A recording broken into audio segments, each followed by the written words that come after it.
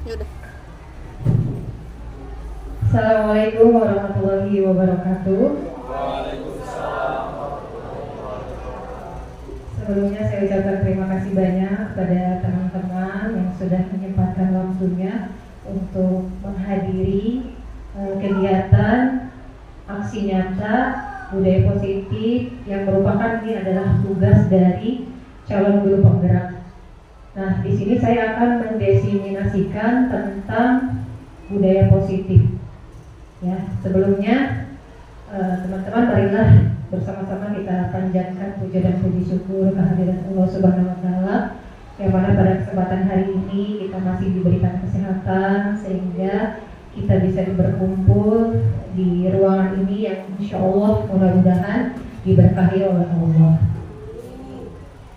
Salawat serta salam senantiasa tercurahkan kepada junjungan Nabi besar kita Nabi Muhammad Sallallahu Alaihi Wasallam, kepada keluarganya, kepada para sahabatnya, dan kita semua sebagai umatnya hingga akhir zaman. Amin ya rabbal alamin. Baik Bapak Ibu, tidak berlama-lama, di sini saya akan mendefinisikan hasil aksi nyata budaya positif yang saya lakukan.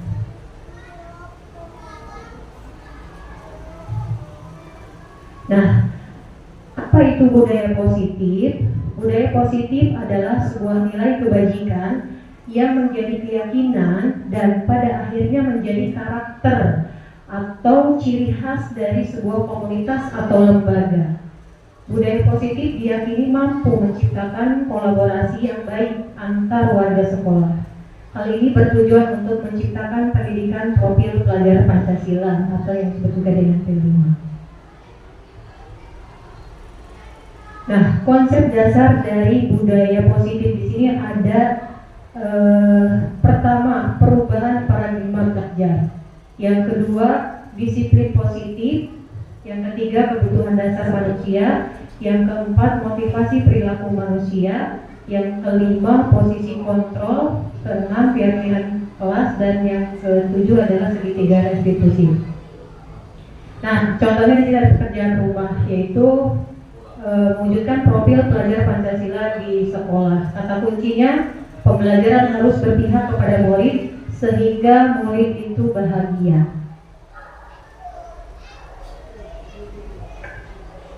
Nah, untuk yang pertama adalah perubahan paradigma baru. Paradigmanya adalah sebuah pandangan pandangan baru tentang sebuah perubahan. Dari stimulus respon menjadi teori kontrol. Pada stimulus respon, semua orang melihat hal yang sama. Guru mengubah murid agar pandangannya sama dengan guru, sehingga akan terbentuk paradigma perilaku buruk siswa dilihat sebagai sebuah kesalahan. Nah, seperti itu awalnya itu dari stimulus respon yang berubah kemudian menjadi kontrol, teori kontrol. Jadi paradigma barunya adalah teori kontrol. Selanjutnya yang kedua adalah disiplin positif. Dalam budaya kita, makna kata disiplin dimaknai menjadi suatu yang dilakukan seseorang kepada orang lain untuk mendapat kepatuhan. Sebenarnya disiplin adalah rasa ketaatan dan kepatuhan terhadap nilai-nilai yang dipercaya dan menjadi tanggung jawabnya. Yang ketiga yaitu kebutuhan dasar manusia. Menurut teori hierarki kebutuhan Maslow, ada 5 kebutuhan dasar manusia. Yang pertama adalah kebutuhan dasar atau fisiologi kebutuhan dasar, merupakan hal yang harus terlebih dahulu dipenuhi agar manusia dapat bertahan hidup dan melanjutkan hidupnya. Kebutuhan fisiologi merupakan kebutuhan manusia akan oksigen, air, makan, suhu tubuh yang normal, tidur, homostasis, kebutuhan seksual dan sebagainya. Ini betul-betul kebutuhan secara fisik gitu maksudnya ya. Kemudian yang kedua yaitu kebutuhan akan rasa aman. Jadi manusia itu butuh rasa aman untuk melangkah ke tingkat selanjutnya. Seseorang individu harus memenuhi kebutuhan pada tingkat ini. Maslow menjelaskan bahwa kebutuhan akan rasa aman ini meliputi rasa aman secara fisik maupun emosional. Jadi aman fisiknya dan juga secara emosinya. Kemudian yang ketiga adalah kebutuhan sosial. Di sini ada rasa cinta, rasa kasih sayang, serta hak kepemilikan. Di tingkat ini, seseorang individu membutuhkan cinta, kasih sayang, dan memiliki hak kepemilikan terhadap sesuatu. Seperti kita dicintai oleh orang tua, atau anak terhadap orang tua, atau terhadap pasangan, bahkan terhadap tumbuhan dan hewan juga kita memiliki rasa cinta itu. Kemudian yang keempat, kebutuhan mendapatkan penghargaan. Maksud penghargaan bagi Maslow adalah harga diri. Jadi punya harga diri gitu ya. Setiap individu berhak mendapatkan harga diri mereka masing-masing. Harga diri dapat berasal dari diri sendiri maupun orang lain. Contohnya apa? Misalkan kita diejek sama orang lain, kita berhak untuk mempertahankan diri, atau kita dipukul oleh orang lain, kita berhak untuk mempertahankan diri kita. Seperti itu. Kemudian yang kelima, kebutuhan untuk mengaktualisasikan diri. Kebutuhan di tingkat ini merupakan kebutuhan yang paling tinggi. Aktualisasi diri dapat diartikan sebagai wujud kesungguhannya untuk mencerminkan harapan serta keinginan seseorang individu terhadap dirinya sendiri. Seperti apa? Seperti saya ingin menjadi ketua kelas, gitu, ingin mengaktualisasikan dirinya, seperti itu. Yang keempat yaitu tentang motivasi perilaku manusia. Apa sih yang melatar belakangi perilaku manusia? Setiap perilaku manusia itu didasari oleh sebuah motivasi gitu. Seseorang berbuat A, berbuat B, di balik semua itu pasti mereka punya motivasi gitu kan. Nah, di sini motivasi perilaku manusia itu terbagi menjadi 3. Yang pertama, untuk menghindari ketidaknyamanan atau hukuman. Ya, contohnya apa? Saya harus pakai topi supaya apa? Supaya saya tidak dihukum. Seperti itu. Jadi motivasi dia menggunakan topi agar tidak dihukum, seperti itu. Misalkan ya.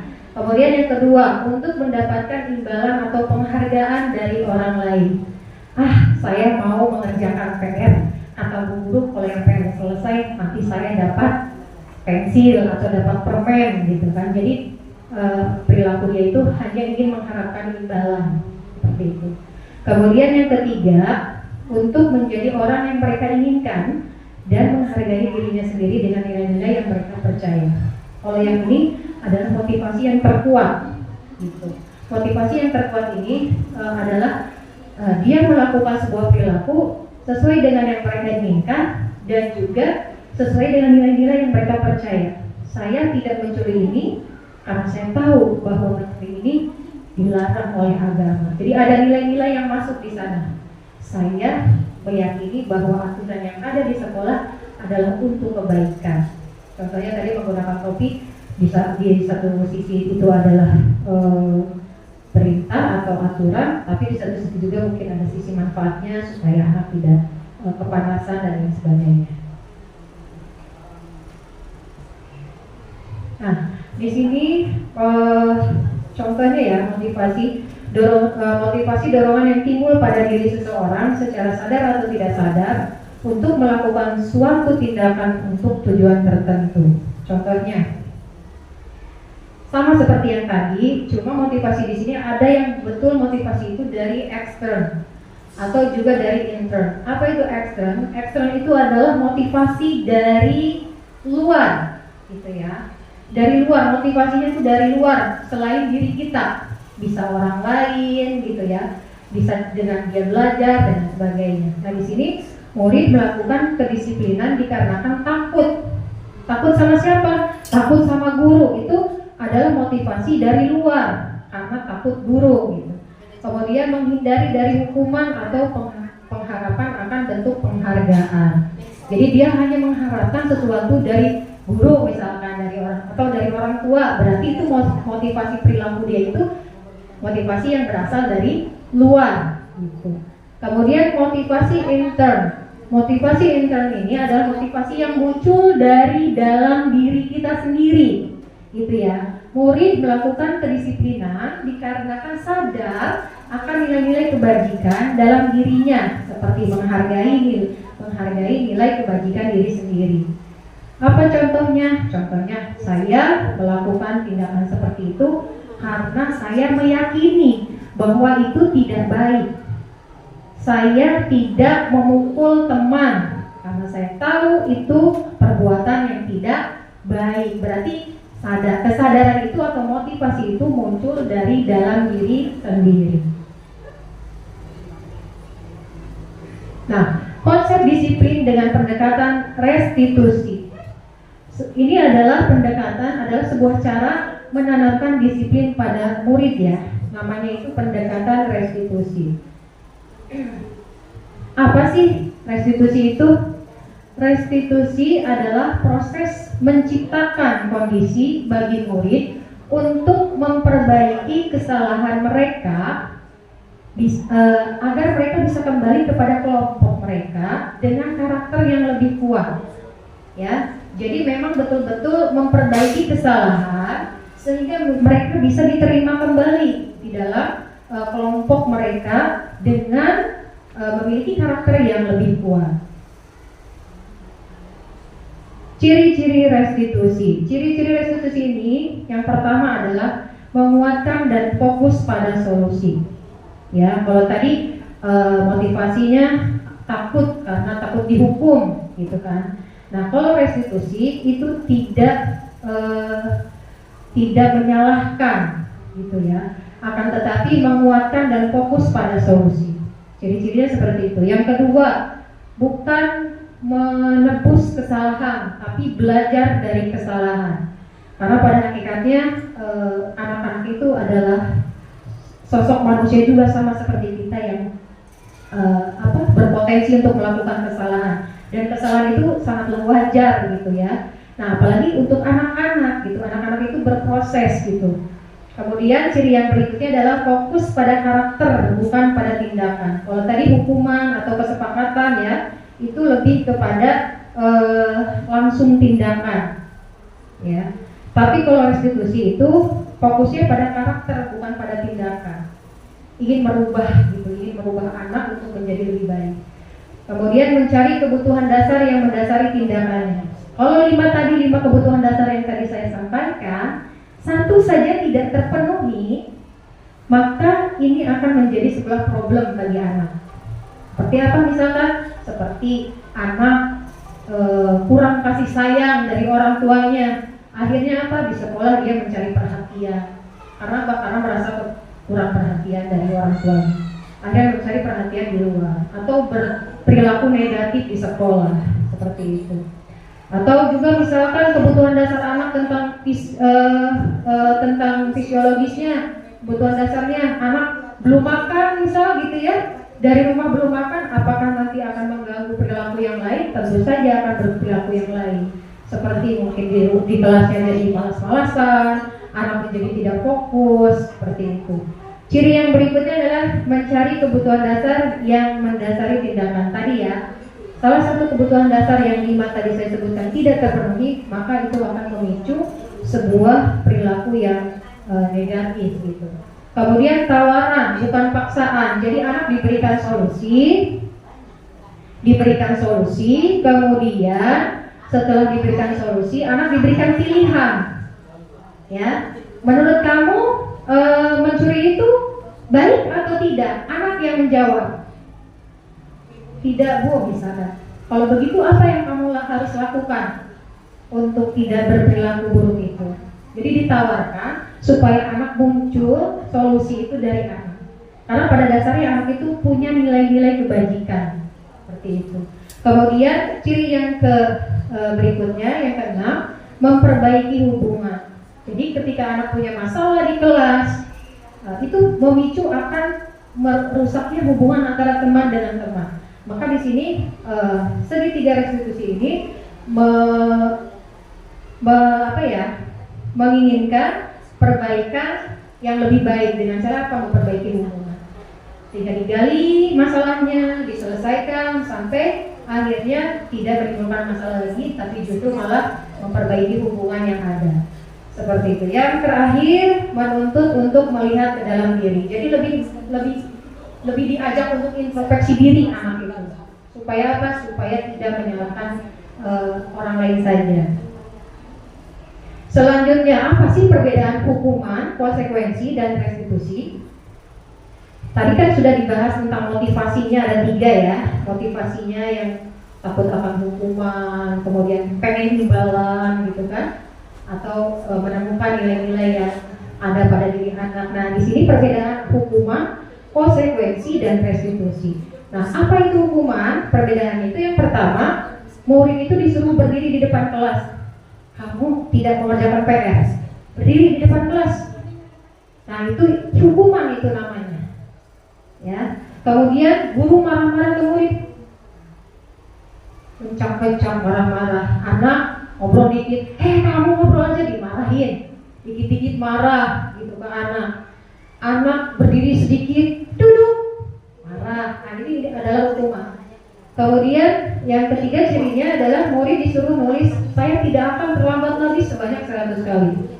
Kamu tidak mengerjakan PR, kamu terlambat. Sini duduk, tulis 1 lembar penuh. Saya tidak akan terlambat lagi sebanyak 100 kali. Nah, ini namanya hukuman. Seperti itu ya. Ini karakteristik dari hukuman. Kemudian ada yang namanya konsekuensi. Konsekuensi itu contohnya apa? Contohnya, guru memberikan konsekuensi berada di kelas selama 1 jam istirahat berlangsung. Karena kamu tadi main-main di kelas, misal ya, contohnya ya, waktu istirahat kamu, ibu kurangi 1 jam. Nah, jadi konsekuensi. Karena kamu tidak mengerjakan tugas di kelas, maka konsekuensinya kamu akan dikurangi waktu istirahat. Ini konsekuensi. Gitu. Kemudian ciri yang kedua, guru tegas dan murid menghormati peraturan.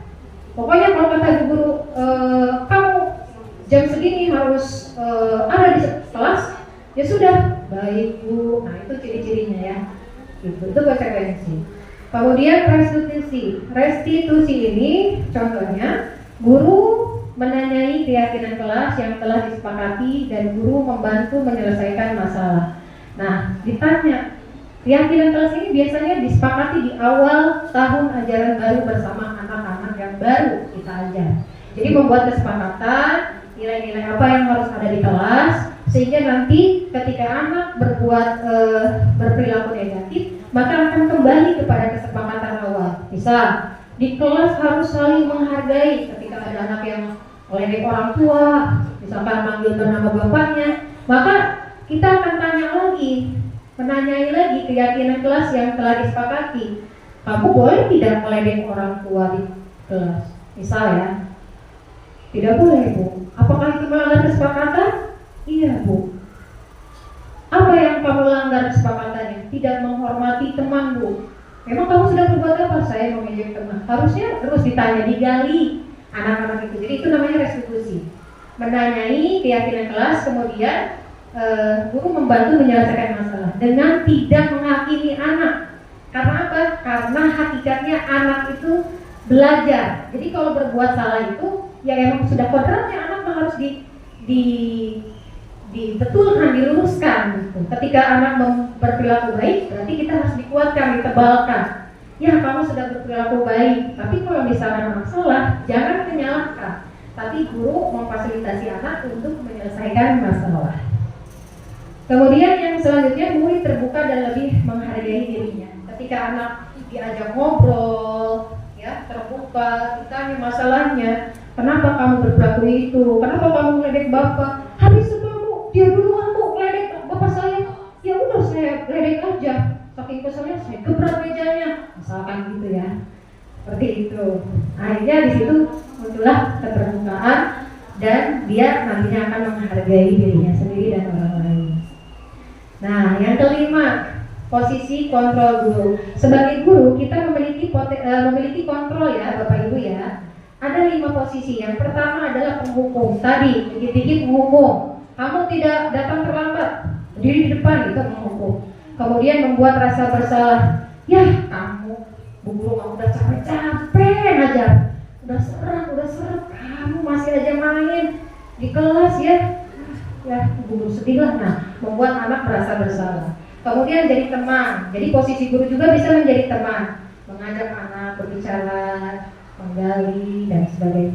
Kemudian pemantau, dipantau anak itu, apakah anak itu mengerjakan tidak ya, apa yang dilakukan oleh anak, jadi dipantau. Kemudian jadi manajer. Nah, untuk jadi manajer ini masuk ke dalam tadi melihat bagaimana guru itu menyelesaikan sebuah masalah. Kemudian di sini contoh penerapan 5 posisi kontrolnya. Di sini contohnya ada kasus murid tidak memakai atribut lengkap saat upacara bendera. Kalau sebagai penghukum, patuhi peraturan sekolah, berdiri di barisan lain. Nah, itu penghukum. Kemudian yang kedua, pembuat rasa bersalah.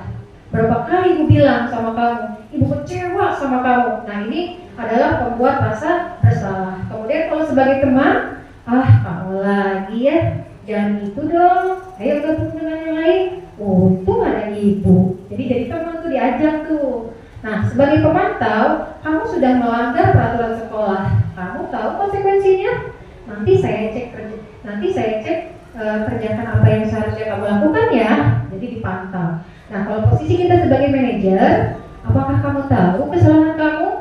Apa kira-kira pendapatmu bagaimana caranya memperbaiki kesalahan kamu? Nah, ini adalah sebagai manajer, menggali permasalahan, kemudian memberikan solusi. Nah, yang keenam, Bapak Ibu, yaitu keyakinan kelas. Nah, apa ini keyakinan kelas? Sesuatu yang diyakini bersama, yang berasal dari penyatuan pikiran untuk menjadi nilai-nilai kebaikan untuk diturunkan di kelas. Nah, di sini kita disepakati di awal pembelajaran ya, di awal tahun ajaran baru disepakati sama anak-anak. Digali, kamu di kelas pengen apa? Pengen bersih bu, tempel.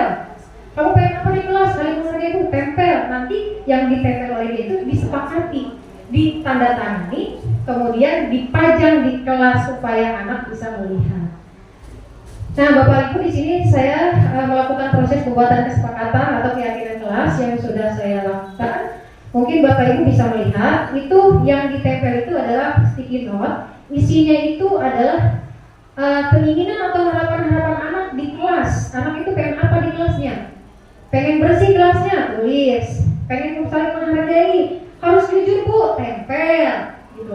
Nanti setelah ditempel, dibuat, dirampung menjadi sebuah kesepakatan bersama di kelas.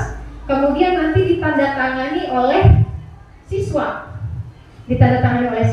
Kemudian setelah ditandatangani dipajang di kelas agar semua bisa melihat dan mengingat kesepakatan apa yang sudah kita buat. Jadi kalau ada yang melenceng, perilaku yang negatif, tinggal kembali kepada kesepakatan kelas. Seperti itu.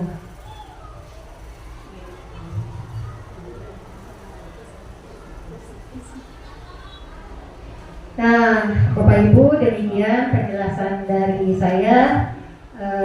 Mudah-mudahan ada sedikit gambaran atau pandangan untuk kita semua sebagai guru bahwa memang kita itu tidak boleh menyalahkan siswa salah itu adalah wajar. Seperti itu ya Bapak Ibu ya. Jadi bagaimana sebaiknya bertindak sebagai guru, kita harus bertindak sebagai seorang manajer dan juga harus menggunakan segitiga restitusi untuk menyelesaikan masalah agar masalah itu bisa tergali dan dicari solusinya untuk semakin meningkatkan nilai-nilai potensi diri anak. Mungkin itu saja Bapak Ibu, kurang lebihnya saya mohon maaf. Wabillahi taufiq wal hidayah. Wassalamualaikum warahmatullahi wabarakatuh.